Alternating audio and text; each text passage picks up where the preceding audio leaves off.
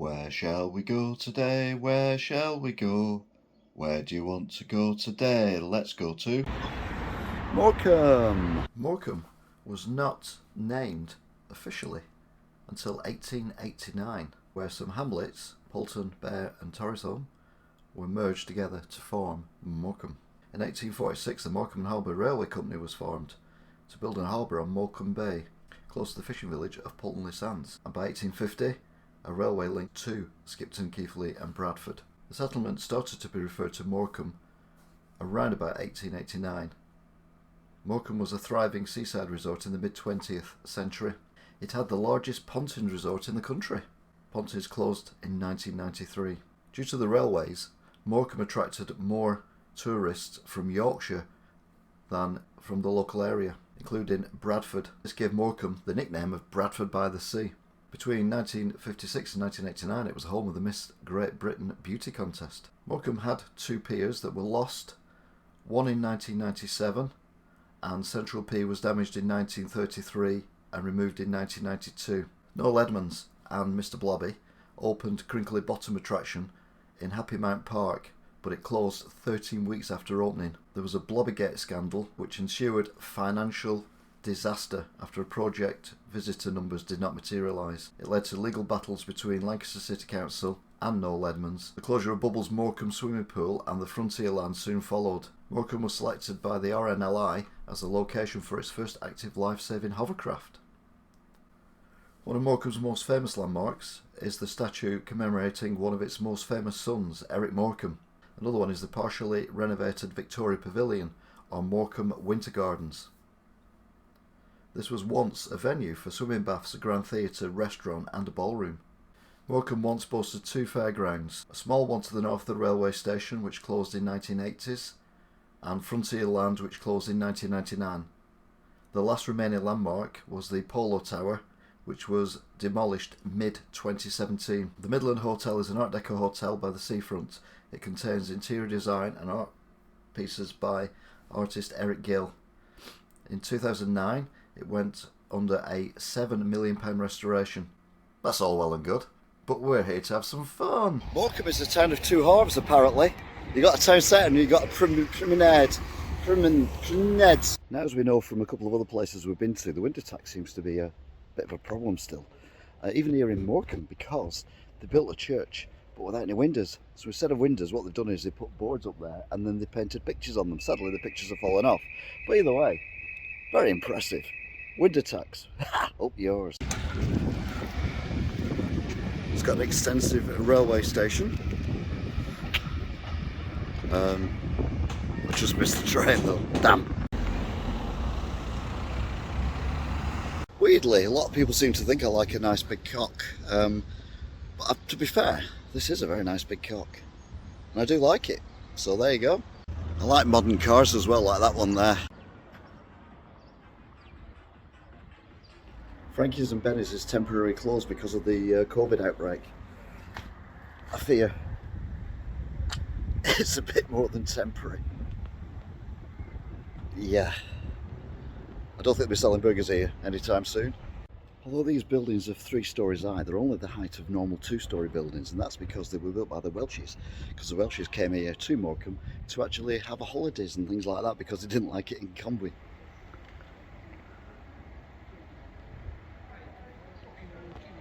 Now, when we were in Redcar, you remember they tried to grow wind and it didn't really work. Well, here they're trying to brew sunshine. Don't think that works either. We're in the Arndale Centre and I think we've gone through another time warp because there's a bomb marsh that's open.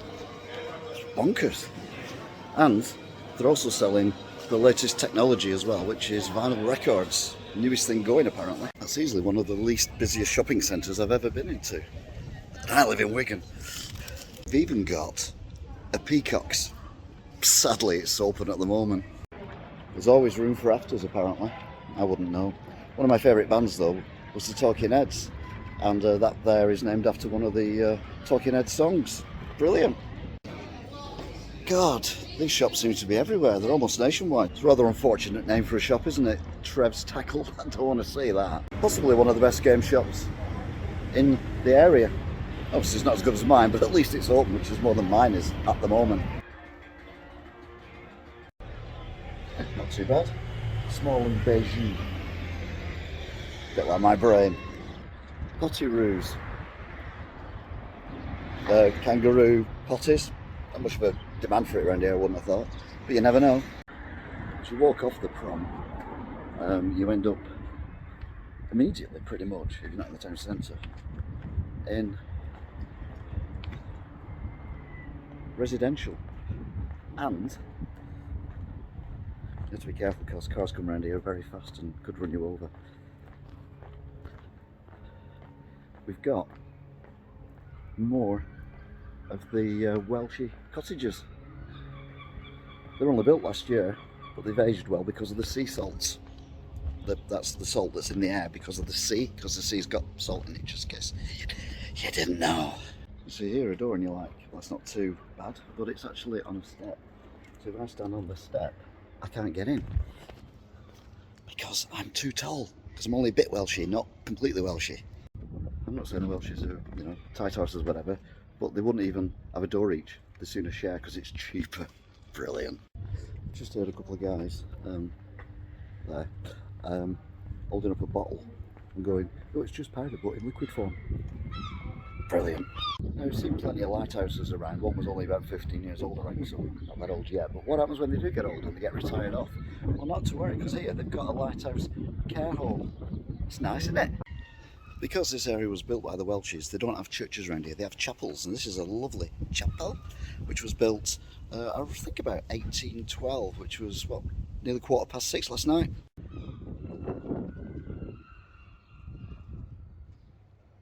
Also got state-of-the-art petrol station here. By art, I mean art deco.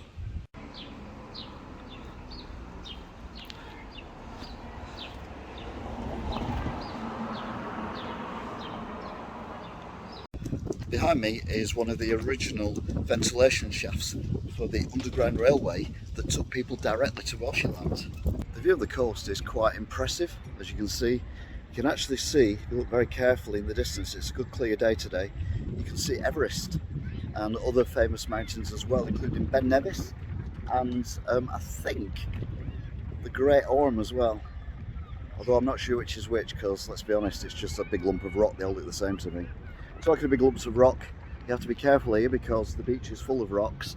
There is a safety statue that they've got, I'll show you that. Regular viewers to the channel will remember when I was in Old Brighton, I asked the council in 1989 what was wrong with the sand on the beach, and they told me it was coarse sand. We seem to have the same problem here in Morecambe as well. It's very coarse, this sand, and also incredibly slippy.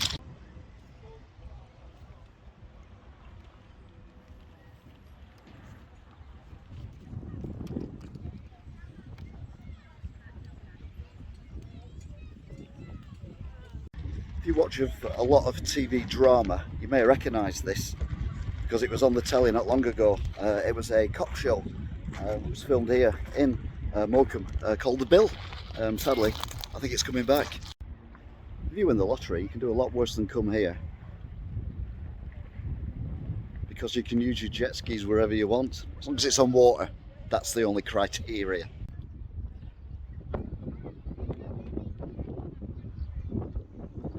Very big, and it kind of ends quite suddenly as well.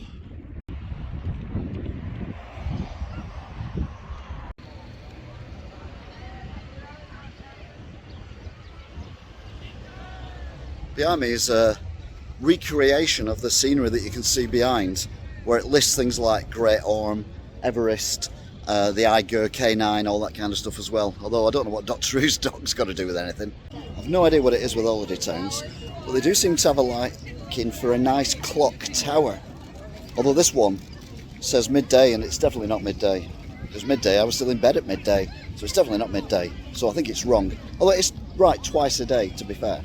Now, you remember before I said about the trip hazard that is the beach with all the big stones and coarse sand on it and everything? Well, they don't have a sign. They actually have a statue that shows you how dangerous it is to go over on the beach and trip up. So there you go then. I can't help but think I got my words wrong then. I did say all the right words, just not necessarily in the right order. So we'd already seen the town centre, and now we're on the promenade, because this is a town with two sides to it. One is a town, and the other one is a town by the sea. So that's two towns in one. Trout flies. No, trout don't fly. Trout swim. Flying fish fly. Behind me is the most haunted building in the world. Except of course it's not, because ghosts don't exist. A bit like Jesus.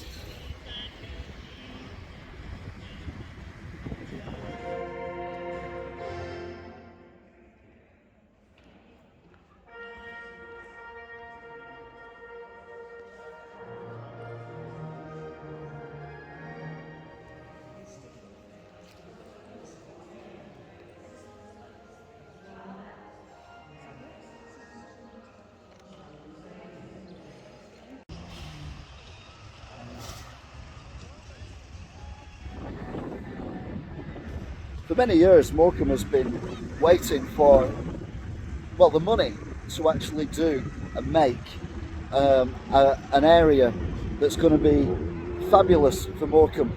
It's going to be good for the environment. It's going to be educational.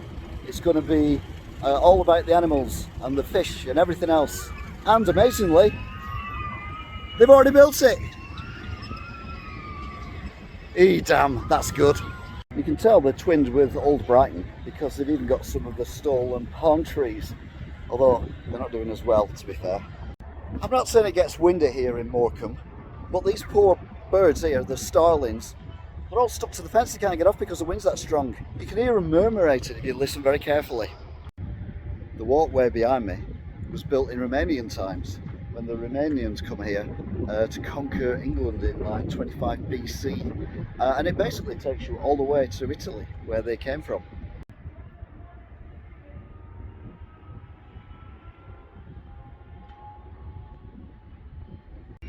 People like the tide here in Morecambe. To be honest, I prefer bold because it's got the air freshener thing stuck in it as well. Oh, and the birds are very friendly indeed. If you get food poisoning here in Morecambe, I'm not saying you would do, but if you did, they've got a device here that gets it out of your tummy very, very quickly indeed. And it's free, once you've paid. They don't really have any famous people from Morecambe, so there's no statues of famous people here, but they have a lot of famous birds. And this was Big Bird from Sesame Street when he was a chick. The building behind me is a railway station with a lighthouse on top, which you don't see very often, and you.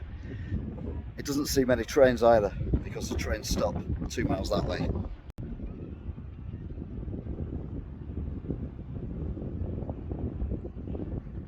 It's only a short, stumpy one, said the nun to the vicar. I've said before there aren't many famous people from here, but that's because miracles happen every day and people can literally walk on water here. I'm not trying it because I'm not a local, but apparently if you were born here, you can walk on water, as long as you can swim.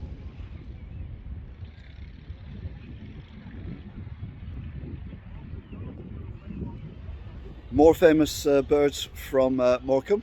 These ones featured in the elephant movie by Disney called Pinocchio. The Midland Hotel was built in the 1980s, which makes it very, very old indeed. It's nearly older than me, but not quite. And it was built here because of the railway station, which sadly shut in 1979. The hotel was built by Jack O'Bean, which means it was built in the Jacobean style. Now if you go to España, you can see some very questionable acts at nightclubs. But if you come to Morecambe, you can see some very questionable acts on the platform at the railway station.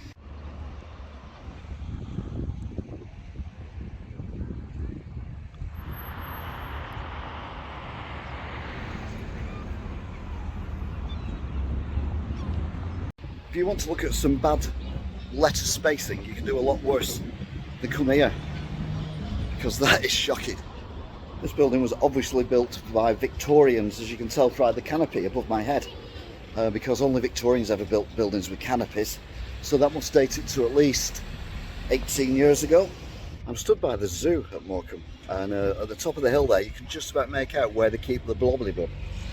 which is the only animal they've got left.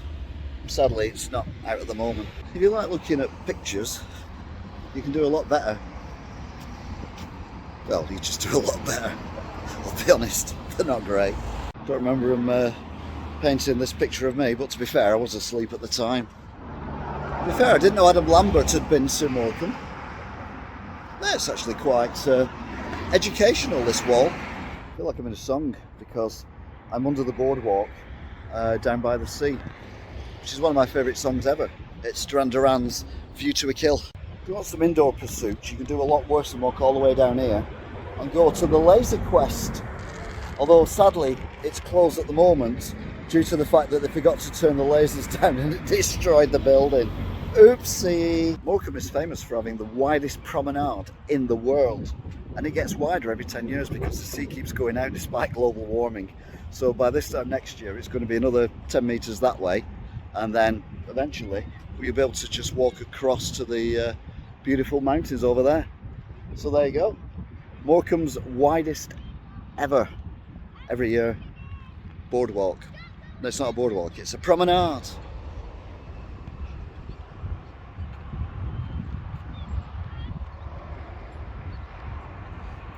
To be fair, the wide promenade also helps for social distancing, which used to be a thing, but sadly isn't anymore. That reminds me, I need to clean my teeth. Toothpaste shop shut. So you want to come somewhere that's hella windy, quite pretty, and it's got a lot of Welsh history, as well as recent architecture, and a free art gallery and a free zoo where you can't see the blah blah blah. You can do a lot worse than come to Morecambe. I mean, look at that view, it's beautiful. Anyway, that's it. Till next time. Bye! Where shall we go today? Where shall we go? Where do you want to go today? Let's go to... Now, regular viewers to the channel will remember when I was in Morecambe in 1989. Not Morecambe. You can tell that we are twinned with Morecambe. No. If you can't afford to go to a disco, you can come here to Morrison's. It's like a disco.